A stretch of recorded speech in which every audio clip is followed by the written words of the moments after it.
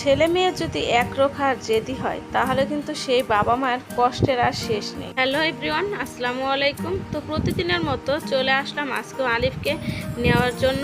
তো এসেই দেখি মাদ্রাসায় আইডি কার্ড আসছে। তো আইডি কার্ড নেওয়ার জন্য আলিফ খুব বায়না করতেছে যে আজকে ওর আইডি কার্ড নিতে হবে, কিন্তু আমি বলতেছি যে আজকে আমি টাকা নিয়ে আসি নাই, তো কিভাবে আইডি কার্ড নেব, তো আগামীকালকে এসে আইডি কার্ড নিয়ে যাব না। উনি তো অনেক জেদি, তো ওনার আজকেই আইডি কার্ড নিতে হবে, এর জন্য বাহিরে কান্নাকাটি করা শুরু করে দিছে। আর সেই কান্নাকাটি দেখে ওর হুজুর তো ওকে বলতেছে যে আজকে আইডি কার্ড নিয়ে যান, তো আগামীকালকে টাকা দিয়ে যান, কোনো সমস্যা নেই। তো এই বলেই ওর হুজুর ওকে নিয়ে আসছে অফিস রুমে।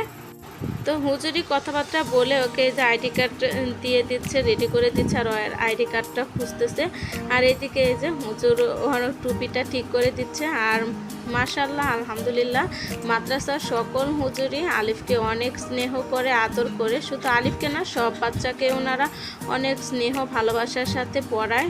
তবে এই দিক থেকে অনেক ভালো লাগে যে বাচ্চাদের সাথে ওনারা সবাই খুব ভালো ব্যবহার করেন। আমার বাবাটা এমনি লক্ষ্মী আছে, কিন্তু একটু জেদ বেশি, সব কিছুতেই একটু জেদ করে, এর জন্য খুব খারাপ লাগে। তো আমার যারা ভালো ভিউয়ার্স আছেন, তো তারা অবশ্যই আমার বাবাটার জন্য দোয়া করবেন, ও যেন জিদটা কম করে, ওর যেন জেদ কমে যায়।